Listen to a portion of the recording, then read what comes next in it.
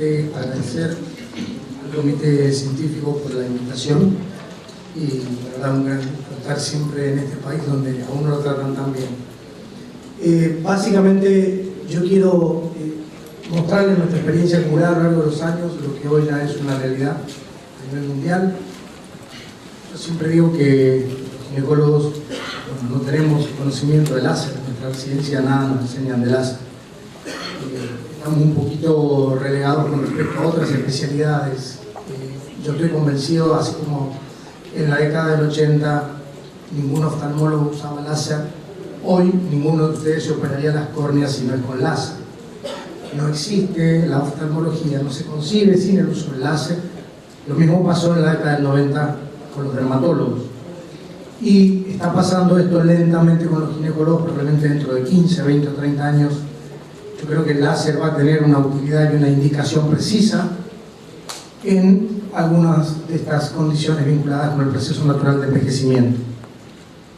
Entonces, hoy,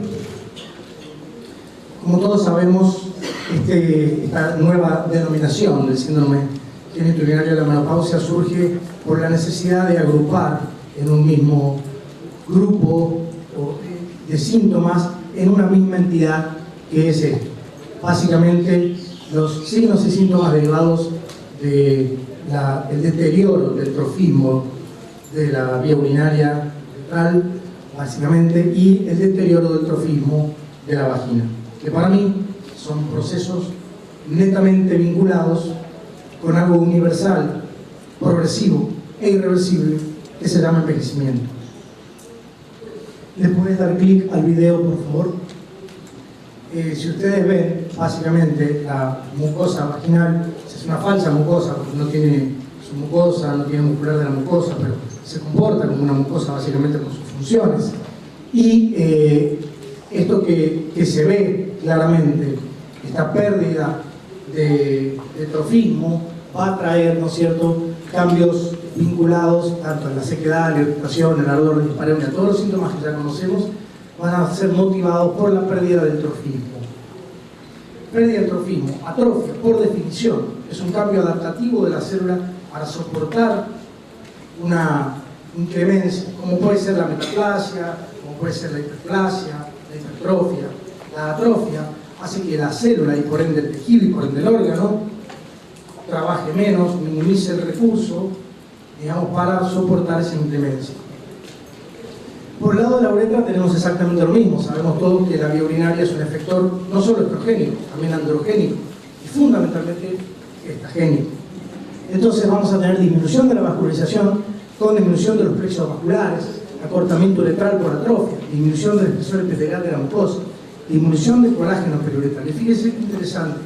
Ustedes nunca se plantearon por qué cuando dan estrógenos vía vaginal mejora los síntomas urinarios. Obviamente, tiene el estrógeno un efecto loco regional por la cantidad de receptores que hay en la vía urinaria. ¿Qué hace que el estrógeno mejore la continencia urinaria, por ejemplo? Justamente por la mejoría del trofismo que se basa en vascularización. La uretra tiene un rico plexo vascular mucoso, es un mucoso que actúa de sello junto con el epitelio para que el rapto de esfínter, que hace esto, el rapto de esfínter es el músculo fácil, tónico, que rápidamente, involuntariamente se contrae para que el agua no se escape. Pero si ustedes tienen agua en su mano y pónganse agua y hagan fuerza y traten de atraparla, el agua se escapa. Lo que hace que no se escape es el sello mucoso que le da el epitelio y le da el plexo vascular. Eso es lo que mejora el estrógeno. ¿Por qué mejora el trofismo?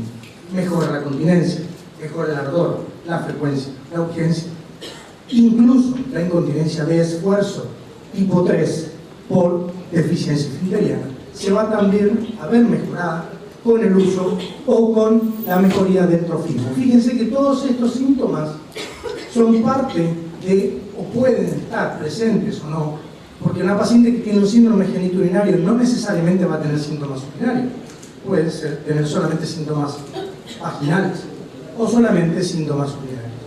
Según NAMS, fíjense, solo el 1% de nuestras pacientes va a tener una enfermedad cardiovascular, el 0,5 osteoporosis severa, el 0,3 cáncer de mama, 0,15 cáncer de endometrio, pero el 100% va a tener atrofia urogenital. para lo cual solo es cuestión de tiempo. De ese 100%, solo el 45%, o entre el 45 y el 55, si quieren según las estadísticas, va a tener síntomas en algún momento de su vida. Y hoy, solo el 25% de pacientes nos consultan por algún síntoma de estos que acabamos de ver recién. Como yo recién les decía, la falta de estrógenos va a llevar a una falta de vascularización y eso va a llevar a cambios adaptativos que le llamamos atrofia. La mucosa, que es epitelio de lámina propia, se transforma en esto que está prácticamente todo hialinizado, sin blastos, sin vascularización, paquidermizado el epitelio, ya no hay glucógeno, se atrofió. Pero este cambio puede revertirse. Ojo, esto puede no dar síntomas. Entonces, la atrofia vaginal en general es asintomática. Lo que da síntomas es cuando se produce ya la inflamación. Pero el diagnóstico es completamente clínico, complementado por tanto la evaluación del pH y el índice de hemoglobina del epitelio. Ustedes tienen una paciente con un pH de más de 5 y un índice de hemoglobina de menos de 65, o si quieren menos de 50, dependiendo de distintos trabajos, ustedes pueden decir que tienen una paciente con atrofia vaginal. Ahora, esa paciente puede en algún momento dar síntomas. ¿Qué es lo que nosotros estamos haciendo hoy? Esperar que tenga síntomas para tratarla. Nadie le va a dar estrógeno tópico a una paciente que no tenga síntomas, que tenga un pH vaginal elevado con un índice de hemoglobina bajo.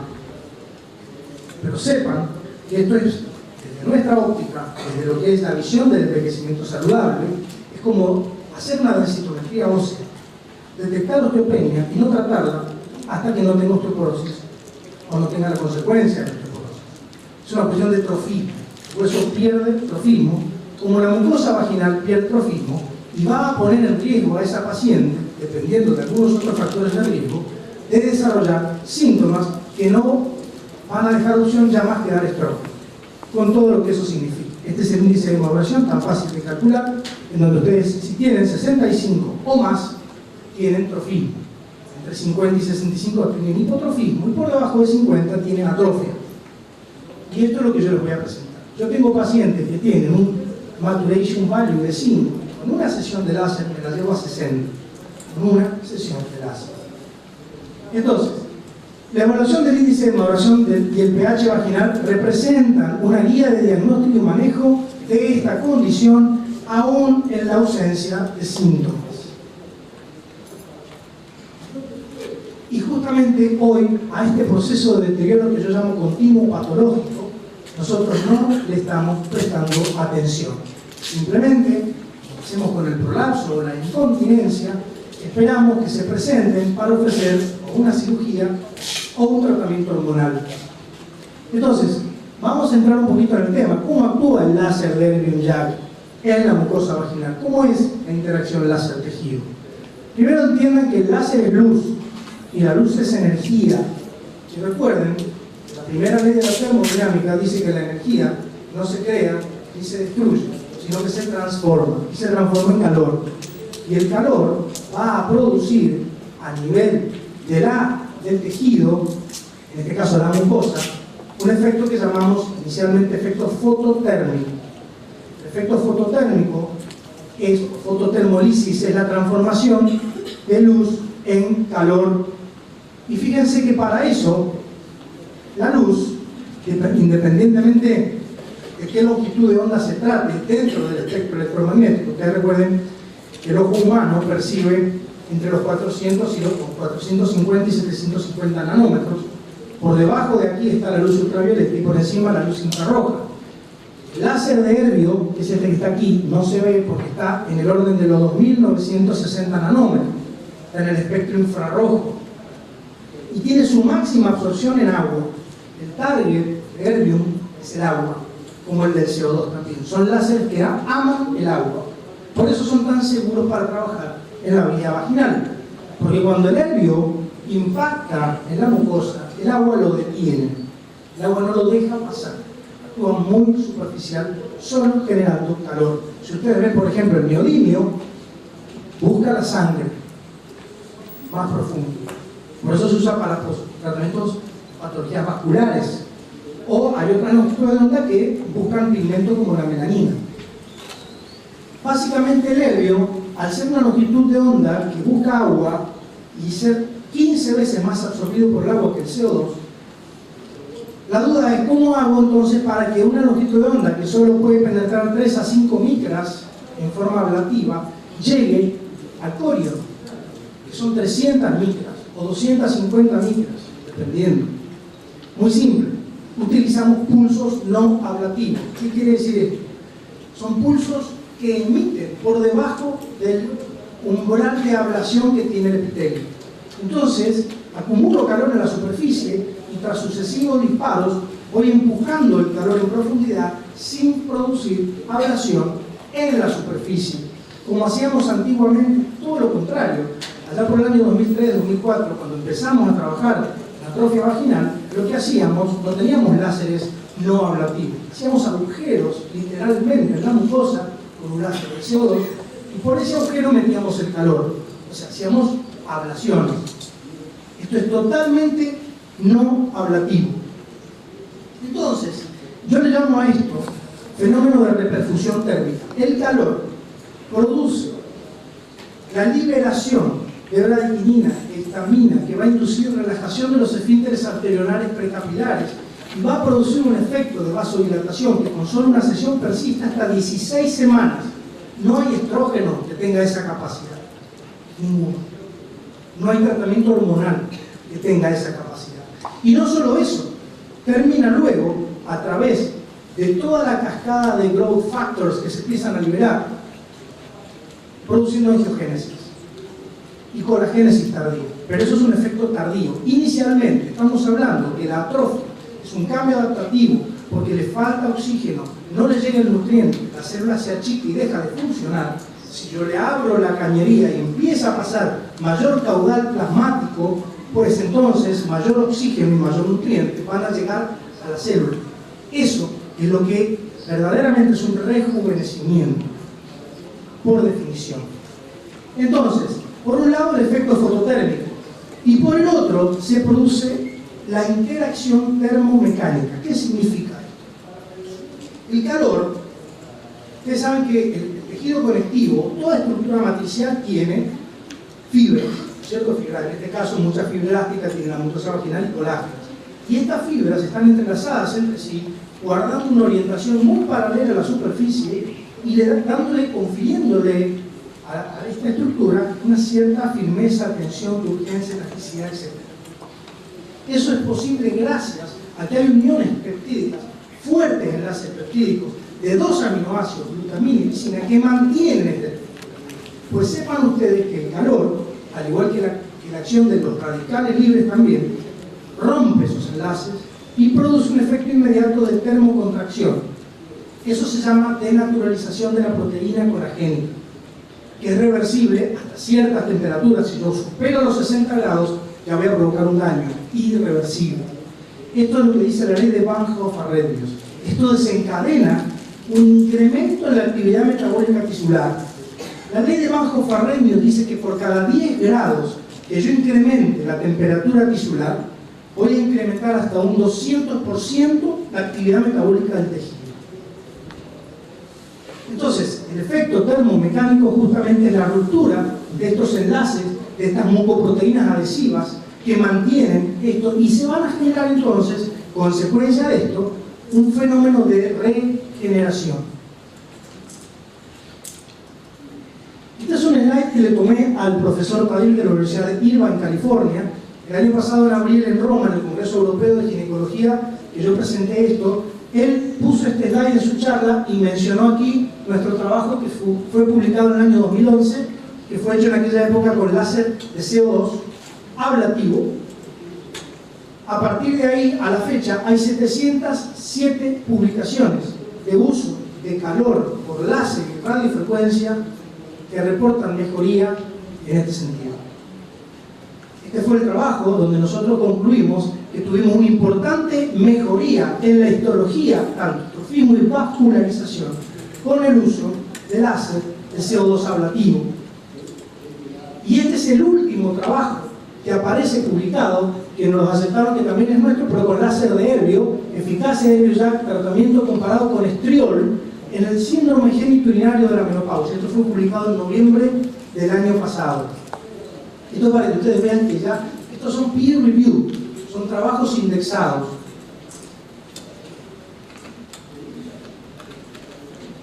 Fíjense, acá tenemos 3 meses después, fíjense, angiogénesis, miren los vasos, la cantidad, la celularidad, los blastos, la papilomatosis, la acantosis, el aumento de los queratinocitos, que son los que orquestan el estrofismo.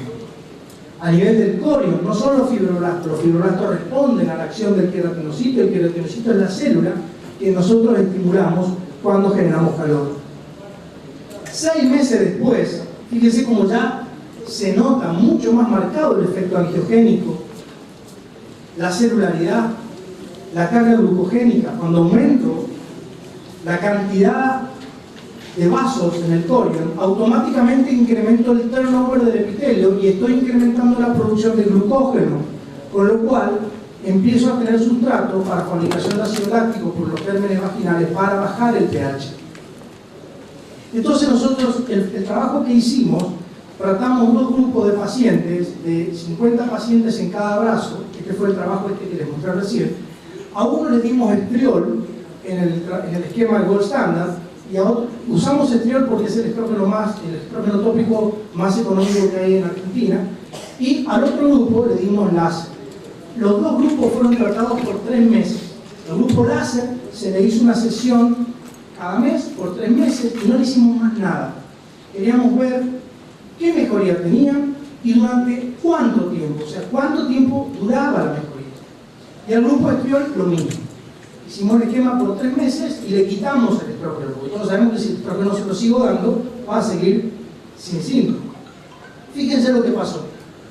Con la dispareunia, este es el láser, cómo bajó dramáticamente al 6º mes, el estrógeno también funcionó, pero cuando suspendimos la terapia al 3er mes, el estrógeno rápidamente empezó otra vez a recuperar el grupo con estrógeno, que dejó de ser tratado, empezó a volver con el síntoma, mientras que el grupo láser se mantuvo. Con la irritación o la sensación de ardor, pongámoslo así, lo mismo. Siempre el grupo láser se mantuvo con un efecto mucho más marcado que el grupo estriol. En la leucorrea crónica el estrógeno fue superior al láser. Fíjense, hasta el 3er mes que fueron tratados, el grupo de estrógeno mejoró más rápido la carga glucogénica, lo cual nos llamó mucho la atención, porque histológicamente la mejoría era mucho más marcada en el grupo láser. Pero ¿qué pasó? Al 6º mes se equipararon y luego el grupo láser se mantuvo libre de síntomas por más tiempo que el grupo estrógeno. En la sequedad vaginal ocurrió lo mismo que en los síntomas anteriores descritos. Significativamente el grupo tratado con láser tuvo mucha más mejoría que el grupo tratado con estriol. Y al año, esos fueron seguimientos al año y medio. En el caso del índice de maduración del epitelio y el descenso del pH vaginal fue evaluado al año. Miren, esto es el grupo estrógeno. Fíjense cómo aumenta el índice de maduración del epitelio en el grupo láser. Y yo les dije recién, traten ustedes, hagan un índice de maduración, seleccionen pacientes que tengan menos de 10, háganle un tratamiento de 1 mes de estrógeno y lo comparan después con una paciente que le hagan un tratamiento de una sesión de láser y van a ver cómo el índice de maduración aumenta mucho más rápido bajo el efecto térmico que bajo el efecto hormonal. Y el pH exactamente igual, descenso de pH con el grupo láser, descenso del pH con el grupo estriol. El tratamiento es muy sencillo, lo hacemos manualmente o, si no, automatizado, que es un robot que lo hace solo, solamente uno lo coloca, les voy a mostrar un video al final, uno lo sostiene y el robot va girando y va haciendo todo el tratamiento. En el caso de nuestra clínica, cuando esto lo hace un asistente entrenado, no lo hace el médico, esto sí lo hacemos nosotros, porque hay que ir girando y haciéndolo manual. Esta es una paciente que con síndrome genitourinario de la menopausia y un prolapso del compartimento anterior y posterior. Se ve claramente el efecto de termocontracción que se obtiene, que es un efecto transitorio. Transitorio no significa que sea efímero, porque es un efecto que puede durar en nuestra experiencia de 6 a 12 meses. Otra paciente mayor con también síndrome genitourinario, mucha disuria, mucha frecuencia, prolapso, tratada con estrógeno, ya había sido operada también 2 veces con Slim. Y es una paciente que concurre cada 4 o 6 meses a una sesión de láser porque ella está libre de síntomas. ¿Le puedes dar clic al video, por favor? Este es el G-Runner, es el tratamiento automatizado para el síndrome genitourinario, es un robot. Fotona es la empresa que fabrica el láser. Este es el robot, estas son las extensiones que se utilizan. El espéculo es de vidrio, el espéculo se humedece y se coloca a 37 grados dentro de la vagina. Lo pueden sumergir a baño María e introducirlo, tiene que entrar a temperatura corporal, porque eso facilita que el láser haga el bypass y llegue a la mucosa. Entonces, ahí el robot se introduce solo y empieza a trabajar. Entonces el tratamiento se hace totalmente reproducible porque ya no es operador dependiente, ven ahí él va girando y va disparando. Nos toma la sesión aproximadamente 12 minutos, 12 a 15 minutos. Las extensiones no se esterilizan porque nunca tocan con la paciente, lo único que se esteriliza es el espéculo de vidrio. Esto va introducido aquí, nunca toca a la paciente. La doctora Maestri trabaja con nosotros, es una de las doctoras que hace estos tratamientos en la clínica. Bueno, y finalmente quiero dejarles una invitación. En septiembre vamos a tener en Mendoza el Congreso Mundial de la Sociedad Internacional de Patología Vulvar, donde va a haber todo un capítulo y un taller en la clínica de rejuvenecimiento vaginal y láser, cosmética genital. Así que si les gusta el vino, los esperamos por ahí. Gracias.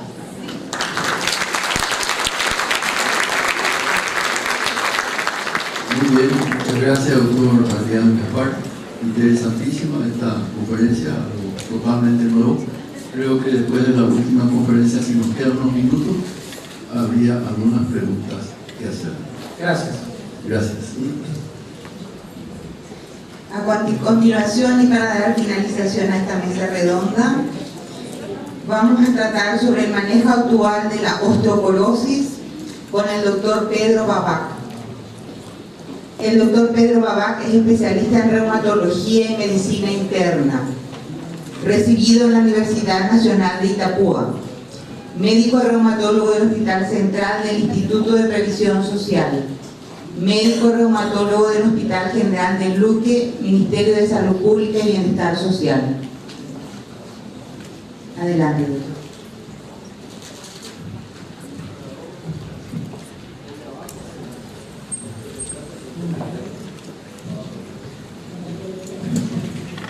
Muy buenas tardes. Quiero agradecer al comité organizador por la invitación, me permitieron volver a casa. Y bueno, voy a tratar de hacer un resumen sobre un tema complejo y difícil de abordar en 10 minutos. No tengo conflictos que declarar y empezamos con un poco de estadística que va a dejar un panorama muy claro.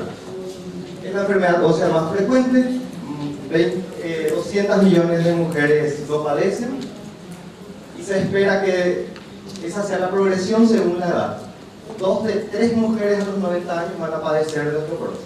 O sea, evidentemente estamos perdiendo la batalla a pesar de que el arsenal terapéutico ha mejorado. Pensar que hay 3 fracturas por segundo a causa de la osteoporosis simplemente confirma este hecho.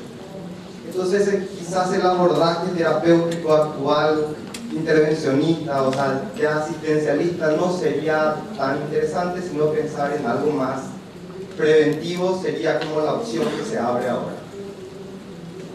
Como definiciones, si una paciente o un paciente tiene una fractura por fragilidad, ya sea en la columna, en la cadera, en la muñeca, está hecho el diagnóstico de osteoporosis sin necesidad de medir la densidad mineral ósea.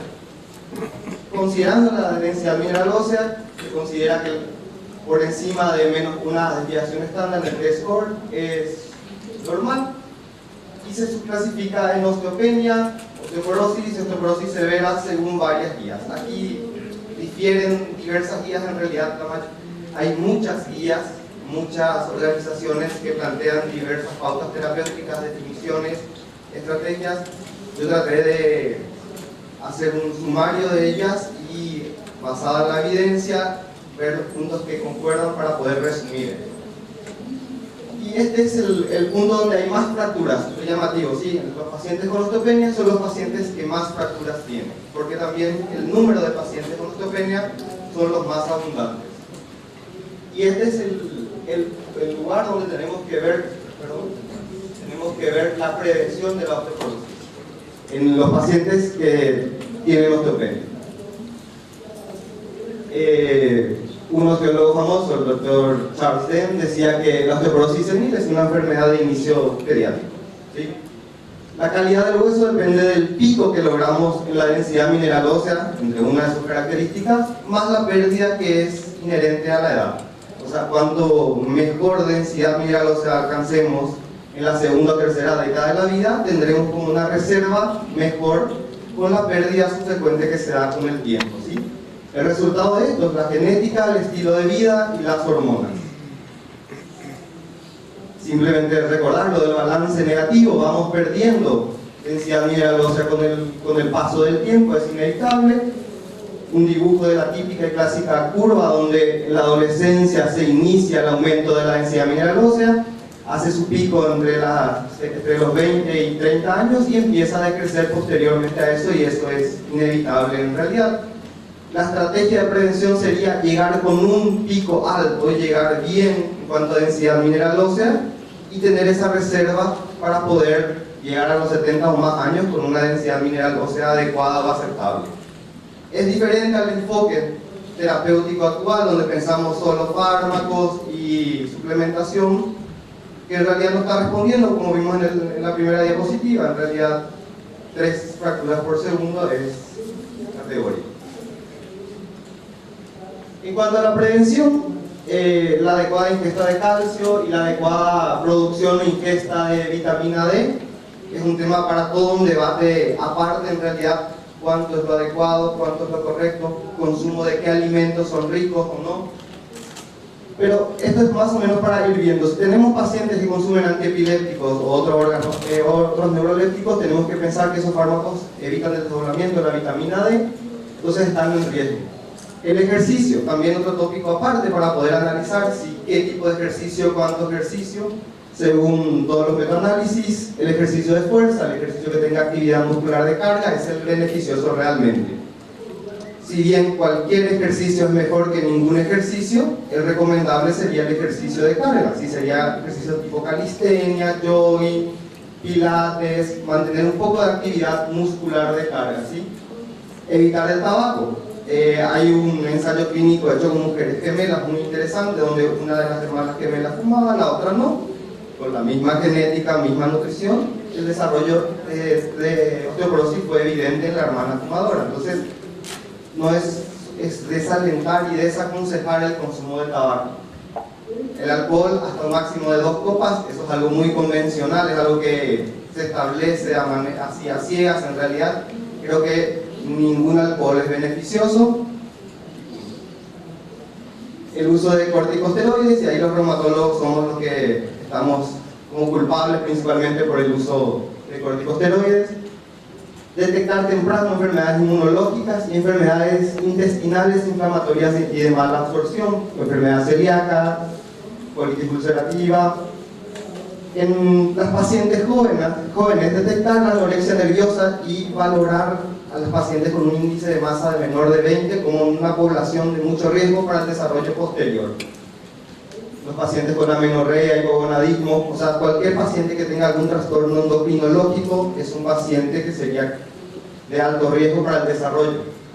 Y se han ensayado suplementaciones con hormonas de crecimiento y con terapias sustitutivas hormonales que han dado resultados en cuanto a la densidad mineral ósea. Y por último, y no olvidarnos de que para que se fracture un paciente a veces hace falta que se caiga el paciente. Entonces, prevenir en la población geriátrica las caídas con recomendaciones simples como barras de apoyo, evitar mascotas, situaciones muy simples. Y según todas las agencias internacionales, esta es la parte que estamos fracasando. En esta parte educacional y nutricional es la que está el fracaso realmente.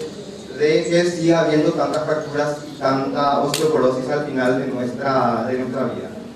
Es difícil pensar que nuestra biología esté concebida para el desarrollo posterior de una patología ósea. O sea, algo no está bien en cuanto a nuestro estilo de vida, o nosotros como profesionales de la salud no estamos captando a esos pacientes de riesgo.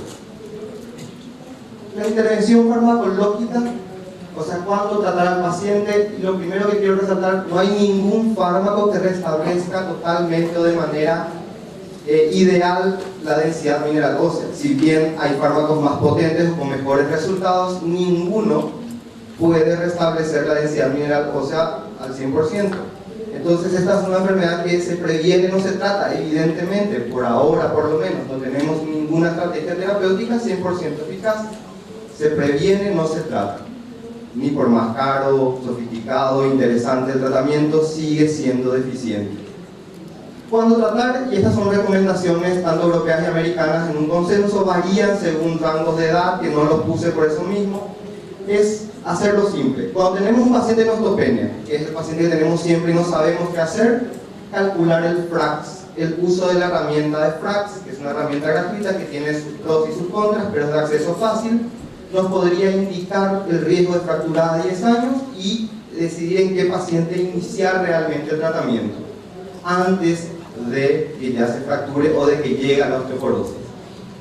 Cuando tiene osteoporosis, menos 2,5 de desviación estándar, es claro, hay que iniciar un tratamiento, y la osteoporosis severa es otro escenario diferente, que tiene un tratamiento un poquito diferente actualmente en su planteo. Simplemente mostrarle que el FRAX está disponible en una variedad de idiomas, no es complicado, es simple. Sí, aquí en Paraguay parecería raro, necesita conexión a internet para hacer el calculador, utilizar el calculador y cosas así que quizás en los consultorios todavía sea complicado, pero todos tenemos el teléfono cerca y en el teléfono podemos contar con la herramienta. Es simplemente llenar los factores de riesgo: sexo, peso, estatura, fracturas previas, padres con fracturas, si fuma, usa glucocorticoides, si tiene artritis reumatoidea, consumo de alcohol, si tiene ya es conocido portador de osteoporosis secundaria, y se puede calcular con la densidad mineral ósea o se puede calcular sin la densidad mineral ósea. Lo ideal sería utilizar todos los valores. Y estos son los rangos. Cuando te sale el cálculo que tenés 3 veces más chances de fractura en 10 años y cuando tenés más de 20% de chances, en esos escenarios hay que tratar al paciente con osteopenia. O sea, ¿se entiende? Tiene osteopenia, calculamos esto y tratamos. Obviamente estas son recomendaciones, y estas recomendaciones varían de país a país. El criterio clínico es el que prima siempre. Volviendo entonces, osteopenia más FRAX, iniciamos suplementación con calcio y vitamina D, ejercicios de fuerza, medidas higiénicos y dietéticas como actividad física, y los fármacos aprobados por la FDA para tratamiento preventivo en osteopenia serían los antirresortivos como el alendronato, el ivandronato o el raloxifeno, ¿sí? Los estrógenos hacen una consideración especial, la terapia hormonal sustitutiva no es de elección, riesgo-beneficio no se justificaría su uso como en este escenario, pero los pacientes con una buena selección podrían tener los beneficios de aumentar su densidad mineral ósea, como habló el doctor Suárez previamente, de que hay que seleccionar bien nada más a los pacientes.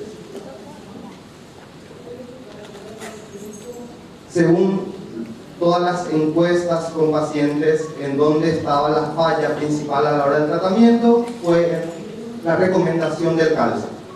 Nos equivocamos, según los propios pacientes, en cómo indicar el calcio. Se debe recomendar el calcio 2 meses antes de cualquier fármaco antirresortivo o anabólico. O sea, se debe mantener una calcemia adecuada en los pacientes. Las recomendaciones de calcio equivalente o calcio elemental son variables de organización a organización, más o menos están entre 1000 y 1500 de calcio elemental, y siempre en combinación con vitamina D, según el último metaanálisis, donde demostró que hay disminución en las fracturas y mejoría en la densidad mineral ósea. Es barato y tiene pocos efectos adversos.